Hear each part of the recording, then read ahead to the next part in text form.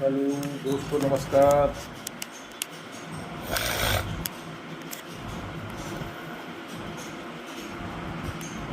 मैं डॉक्टर रियाज सैफी, संपादक पैगाम सियासत न्यूज़। दोस्तों, लोकसभा चुनाव चल ही रहा है।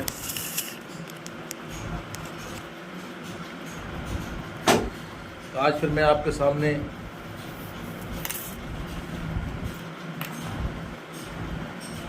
जो छठा चरण है, छठे चरण की जो है 58 लोकसभा सीटों पर इलेक्शन होने जा रहा है, और जिसमें उत्तर प्रदेश की 14 लोकसभा सीट शामिल हैं, दिल्ली की 7 विधानसभा सीटें शामिल हैं, हरियाणा की 10 विधानसभा सीटें शामिल हैं। दोस्तों, जहाँ तक सवाल उत्तर प्रदेश की 14 लोकसभा सीटों का है, तो छठे चरण में पिछली बार जो है 2019 का जो लोकसभा चुनाव हुआ था,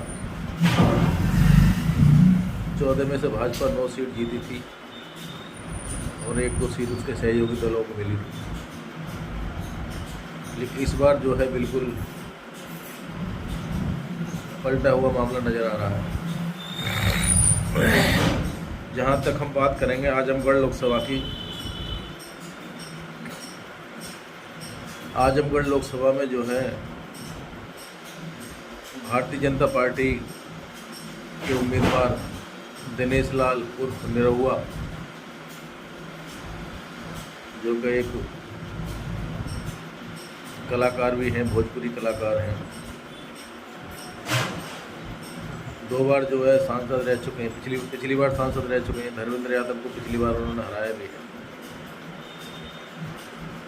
और फिर एक बार जो है अखिलेश यादव के भाई धर्मेंद्र यादव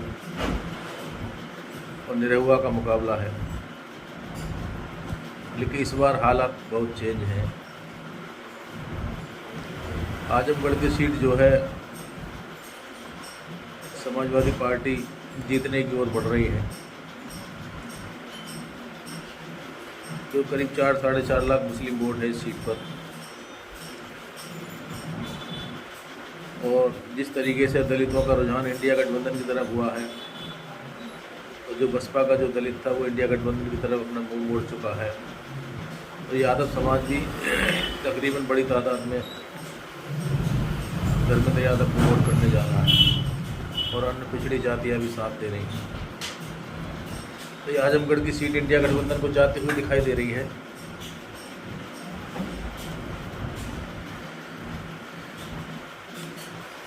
वहीं जो है एक सीट आती है डुमरियागंज लोकसभा क्षेत्र। जगदम्बिका पाल भारतीय जनता पार्टी के सांसद हैं, मौजूदा सांसद हैं, लगातार 3 बार चुनाव जीत चुके हैं डुमरियागंज से। इस बार उनके सामने जो है हरिशंकर तिवारी, जो पहले माफिया डॉन रह चुके हैं, उनके सुपुत्र हैं कुशल तिवारी। इस बार जो है मुकाबला बहुत कड़ा नज़र आ रहा है, क्योंकि जनता में एक उम्मीद बंधी है इंडिया गठबंधन के लिए। तो दलित हो, पिछड़ा हो, अल्पसंख्यक हो, ब्राह्मण हो, सभी समाज के लोग जो है, कुशल तिवारी चूँकि ब्राह्मण समाज से बिलोंग करते हैं, और उत्तर प्रदेश की राजनीति में जातिगत आधार बहुत देखा जाता है, और इंडिया गठबंधन ने ये लोकसभा चुनाव उत्तर प्रदेश में बड़ी समझदारी से काम लिया है, बड़ी समझदारी से टिकट दी है। एक सीट का आकलन करने के बाद जातिगत आधार पर अखिलेश यादव ने और राहुल गांधी ने टिकट दिया। डुमरियागंज पे जो है सीट फंसी हुई है इस वक्त। जो है डुमरियागंज की बड़ा कड़ा मुकाबला है, और 25 मई को जो सीट पर चुनाव होने जा रहा है, अब हार जीत किसकी होगी ये तो आने वाला वक्त बताएगा। 4 तारीख को पता लगेगा। लेकिन इस बार जगदम्बिका पालकी जो है राह इतनी आसान नहीं है।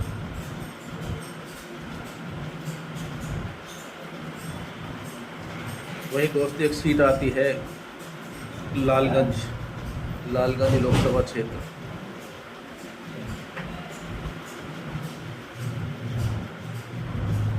भारतीय जनता पार्टी ने नीलम सोनकर को चुनाव मैदान में उतारा है और समाजवादी पार्टी ने दरोगा प्रसाद सरोज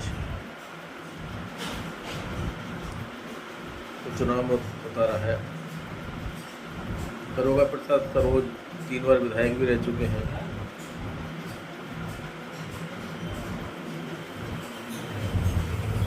और ये दोनों कैंडिडेट ही दलित समाज से आते हैं। तो इस सीट पर फाइट बहुत कड़ी है, कुछ भी हो सकता है। इसी के बाद एक अगली सीट आती है श्रावस्ती। दोस्तों श्रावस्ती जो लोकसभा की सीट है, भाजपा ने जो है नृपेंद्र मिश्रा बीजेपी के एक बहुत ही खास भारतीय जनता पार्टी के कार्यकर्ता रहे हैं, उनके जो सुपुत्र हैं साकेत मिश्रा, भारतीय जनता पार्टी ने साकेत मिश्रा को टिकट दिया। वही समाजवादी पार्टी ने राम शिरोमणि वर्मा को टिकट दिया है। इस सीट पर भी बड़ा जो कांटे का मुकाबला नज़र आ रहा है कि राम शिरोमणि वर्मा भी एक वर्चस्व है उनका क्षेत्र में, वो बहुत मजबूत हैं और जातिगत आंकड़ा बहुत ज़बरदस्त है उनके साथ, कुर्मी वोट भी उनके साथ बहुत है। और SC ST दलित पिछड़ा तो मुस्लिम बड़ी तादाद में जो है श्रावस्ती में राम शिरोमणि वर्मा को मिलने जा रहा है। तो मुकाबला इस सीट पर भी बहुत कड़ा है दोस्तों। इसी के साथ एक सीट आती है अंबेडकर नगर। ये छठे चरण की लोकसभा की मैं बात कर रहा हूँ। भाजपा से जो है रितेश पांडे हैं, जो भारतीय जनता पार्टी के उम्मीदवार हैं, रितेश पांडे। और समाजवादी पार्टी से जो लालजी वर्मा। तो अंबेडकर नगर की सीट पे जो हमारा आकलन है, जो बहुत सारे लोगों से बातचीत हुई है, लालजी वर्मा यहाँ चुनाव जीत सकते हैं। इंडिया गठबंधन के खाते में सीट जा रही है। और आजमगढ़ का मैं आपको बता ही चुका हूँ, धर्मेंद्र यादव इस बार चुनाव जीत जाएंगे, वो भी इंडिया गठबंधन के खाते में जा रही है। अगली सीट आती है बस्ती। भारतीय जनता पार्टी ने बस्ती लोकसभा क्षेत्र से जो है हरीश द्विवेदी, जो कि तीसरी बार चुनाव लड़ रहे हैं, मौजूदा सांसद हैं। वहीं समाजवादी पार्टी से राम प्रसाद चौधरी को प्रत्याशी बनाया। सपा ने जो है राम प्रसाद चौधरी को प्रत्याशी बनाया है और बस्ती में भी बड़ा कड़ा मुकाबला देखने को मिल रहा है। तो दोस्तों इस बार का चुनाव ना तो 2014 ना 2019 की तरह है, ना कोई मोदी लहर है, ना कोई भाजपा की लहर है। इस वक्त ज़मीन पर जनता खुद चुनाव लड़ रही है, कोई लहर काम नहीं कर रही। इसलिए हर सीट पर जो है बीजेपी को फंसा दिया विपक्ष ने। इंडिया गठबंधन के झांसे में जो है पूरी तरीके से जो है भारतीय जनता पार्टी फंस चुकी है। हर सीट पर फाइट है, किस सीट पर क्या रिजल्ट आएगा कोई नहीं कह सकता। वहीं अगली सीट है संत कबीर नगर।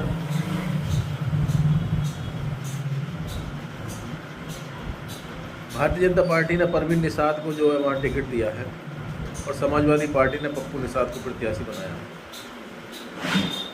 दोनों में कांटे की टक्कर है। परवीन निषाद जो कि एक निषाद पार्टी के राष्ट्रीय अध्यक्ष हैं, उनके बेटे हैं, पिछली बार भी वो रह चुके हैं, क्षेत्र में कोई काम किया नहीं है। निषाद समाज को जहां आरक्षण का मामला था, आज तक कोई आरक्षण नहीं मिला है, तो निषाद समाज उससे भी नाराज़ है। तो ऐसी स्थिति में समाजवादी पार्टी ने एक तीर से दो निशाने करने की, क्योंकि निषाद समाज का वोट बड़ी तादाद में है संत कबीर नगर सीट। और समाजवादी पार्टी का यादव मुस्लिम, जो पीडीए का है पिछड़ा दलित और अल्पसंख्यक, जो अखिलेश यादव का एक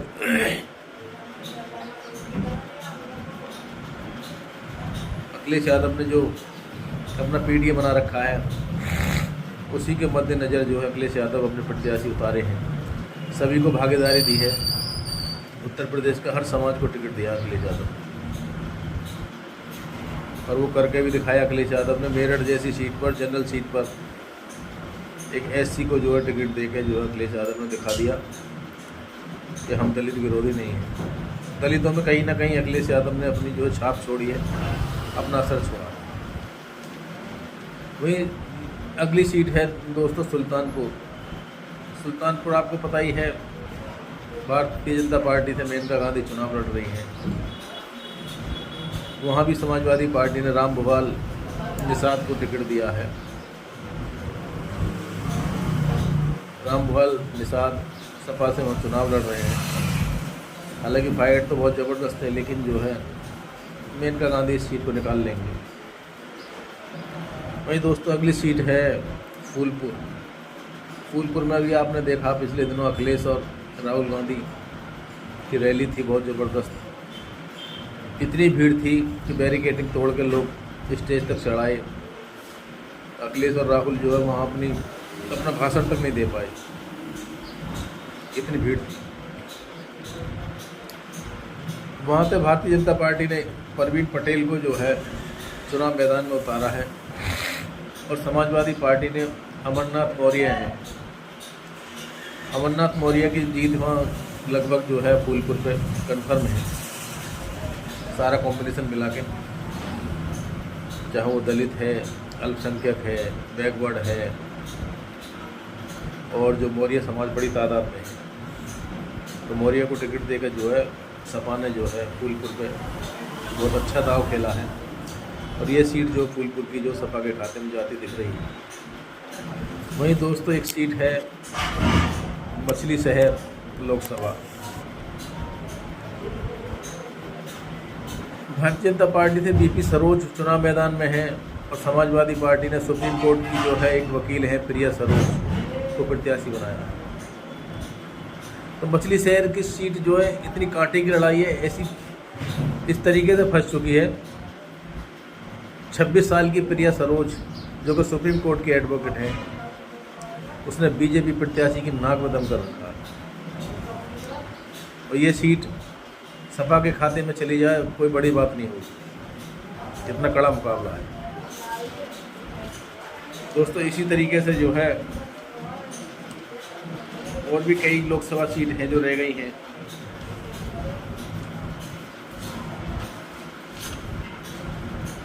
हालांकि जो 14 सीट हैं, मैं एक बार उन्हें आपको गिनवा देता हूँ।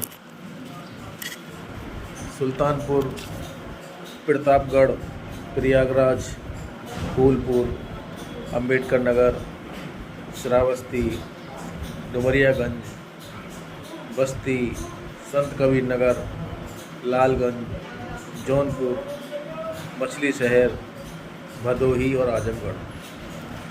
जहाँ तक भदोही की सीट का सवाल है, भदोही की सीट जो है समाजवादी पार्टी ने जो ममता बनर्जी को दे दी थी। भदोही की सीट भी बहुत मजबूत है। ममता बनर्जी के जो प्रत्याशी हैं बहुत मजबूत चुनाव मैदान में लड़े। इंडिया अलायंस में चूँकि ममता बनर्जी शामिल हैं, टीएमसी तृणमूल कांग्रेस भदोही की सीट पर लड़ रही है चुनाव, और अखिलेश यादव वहाँ कल एक रैली भी कर चुके हैं भदोही की। तो दोस्तों 14 लोकसभा सीटों का जो आकलन है, इसमें से लगभग 10 लोकसभा सीट इंडिया गठबंधन जीतने जा रहा है। ये बड़ा अजीबोगरीब हो रहा है। पिछली बार 10-12 सीट एनडीए ने जीती थी, लेकिन इस बार बिल्कुल उलट हो रहा है। उसकी वजह बहुत सारे मुद्दे हैं, महंगाई, बेरोजगारी, भ्रष्टाचार, महिलाओं के साथ बहुत सारे ऐसे मामले हुए तो जो सरकार पूरा नहीं कर पाई, महंगाई पे लगाम नहीं लगा पाई, हर चीज़ महंगी है। तो जनता बहुत त्रस्त है, लोग बेरोज़गार हैं, युवा परेशान हैं, आए दिन पेपर लीक हो जाता है। अग्निवीर योजना से लोग परेशान हैं। उधर किसान एमएसपी के लिए संघर्ष करते रहे हैं। तो किसान तो पूरे देश में हैं, देश के हर कोने में किसान हैं। तो सभी किसानों का दर्द तो एक ही है। तो लोग इतना परेशान हैं। बहुत सारे बीजेपी के घोटाले भी खुलते जा रहे हैं दिन पर दिन, जैसे इलेक्टोरल बॉन्ड का मामला खुला, ऐसे और भी बहुत सारे मामले हैं। तो कहीं ना कहीं लोग जो है, जनता त्रस्त आ गई। जो लोग भरोसा करते थे भारतीय जनता पार्टी पे, नरेंद्र मोदी जी पे, उनका भरोसा उठ गया। खाली राम के नाम से किसी मसले का हल नहीं है। जब तक पेट में खाने को टाइम पर रोटी नहीं होगी,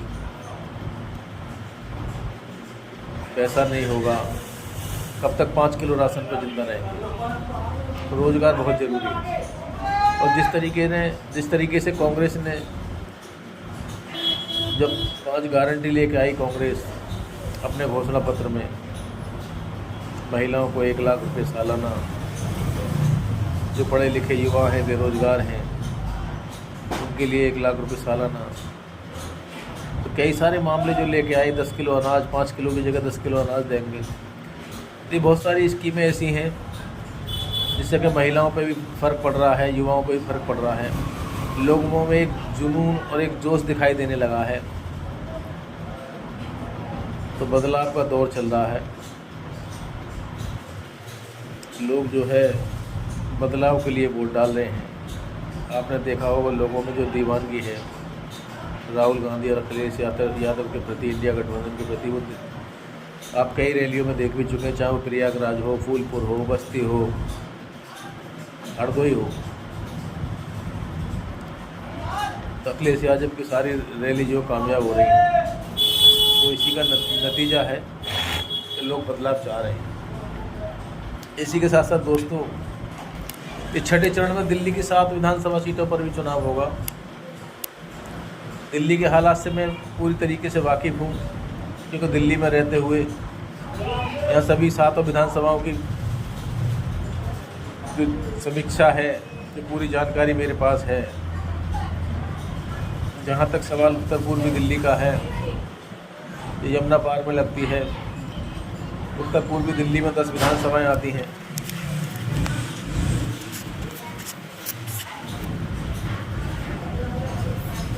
इन 10 विधानसभाओं में जो है, एक मुस्तफ़ाबाद विधानसभा है, एक करावल नगर विधानसभा है, सीलमपुर है, सीमापुरी है, तिमारपुर है, गोंडा विधानसभा है। इस तरीके से 10 विधानसभाएं हैं यहाँ, और बाबरपुर की विधानसभा है, और एक सुभाष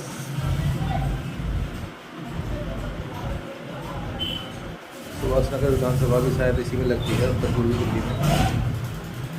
तो आम आदमी का यहाँ बहुत वर्चस्व है।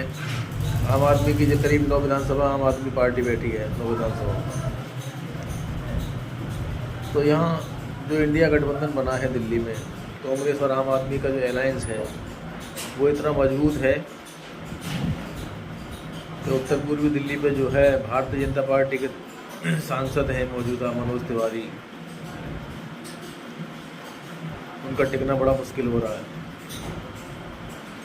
तो कहीं ना कहीं इंडिया गठबंधन के प्रत्याशी जो कांग्रेस पार्टी से हैं, कन्हैया कुमार का पलड़ा यहाँ भारी दिखाई दे रहा है। उसी तरीके से चांदनी चौक लोकसभा पे जो है जेपी अग्रवाल बहुत मजबूत स्थिति में है, वो अपना चुनाव जीत लेंगे। पश्चिमी दिल्ली पे जो उदित राज कांग्रेस से हैं, वो भी अपना चुनाव जीत लेंगे, वो भी बहुत मजबूत सीट है, क्योंकि 6 लाख वाल्मीकि वोट है और वो आम आदमी पार्टी के साथ है। कुछ मुस्लिम वोट भी है, कुछ और दलित वोट उनके साथ है। तो सीट बड़ी मजबूत है, वो भी जीती जा सकती है। तो साउथ दिल्ली की सीट है, पूर्वी दिल्ली की सीट है।